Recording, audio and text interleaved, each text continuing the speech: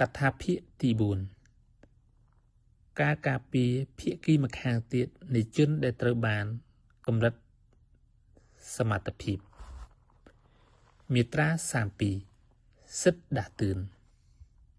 1ភាគីម្ខាងទៀតនៃជនដែលត្រូវបានកម្រិតសមត្ថភាពអាចដាស់តឿនឲ្យជននោះឆ្លើយថាផ្ដល់ឬមិនផ្ដល់សច្ចានុមតិលើសកម្មភាពដែលជននោះអាចលុបចោលបានក្នុងអំឡុងពេលលើសពី1ខែក្រោយពេលដែលជននោះបានក្លាយជាសមត្ថជនវិញប្រសិនបើជនដែលត្រូវបានកម្រិតសមត្ថភាពដែលបានក្លាយជាសមត្ថជនវិញនោះមិនឆ្លើយតបក្នុងអំឡុងពេលដែលបានកំណត់ទេត្រូវចាត់ទុកថាជននោះផ្ដល់សច្ចានុមតិលើសកម្មភាពនោះ2បញ្ញត្តិនៃកថាខណ្ឌទី1ខាងលើនេះត្រូវយកមកអនុវត្តផងដែរចំពោះករណីដែលភាគីម្ខាងទៀតបានដាស់តឿនដោយដែលបានកំណត់នៅក្នុងកថាខណ្ឌទី1ខាងលើទៅអ្នកមានសិទ្ធិអំណាចមេបាអ្នកអាណាព្យាបាល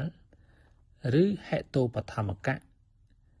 អំពីសកម្មភាពដែលបានស្ថិតនៅក្នុងទំហំ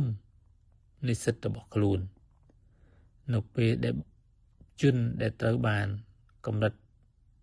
សមត្ថភាពមិនទាន់ក្លាយជាសមត្ថជនតែអ្នកមានសិទ្ធិអំណាចមេបាអ្នកអាណាព្យាបាលឬហេតុបឋមកៈមិនឆ្លើយតបក្នុងអំឡុងពេលដែលបានកំណត់ទេ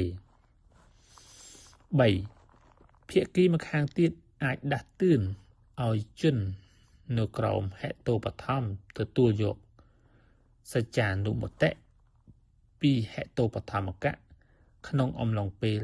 ដែលបានកំណត់ក្នុងកថាខណ្ឌទី1ខាងលើនេះប្រសិនបើ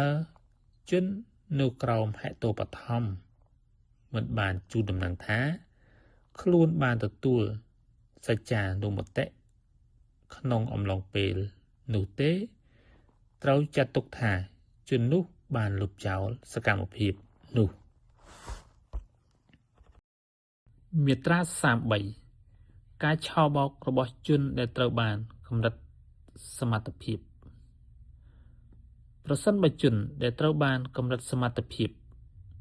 បានប្រើប្រាស់មធ្យោបាយឆោបោកដើម្បីឲ្យគេជឿជាក់ថាខ្លួនជាសមត្ថជននោះមិនអាចលុបចោលសកម្មភាពបានទេផ្នែកទី5លំនៅឋានមាត្រា34អត្ថន័យនៃលំនៅឋានកន្លែងដែលជាទីតាំងនៃជីវភាពរស់នៅរបស់បុគ្គលម្នាក់ត្រូវយកធ្វើជាលំនៅឋាន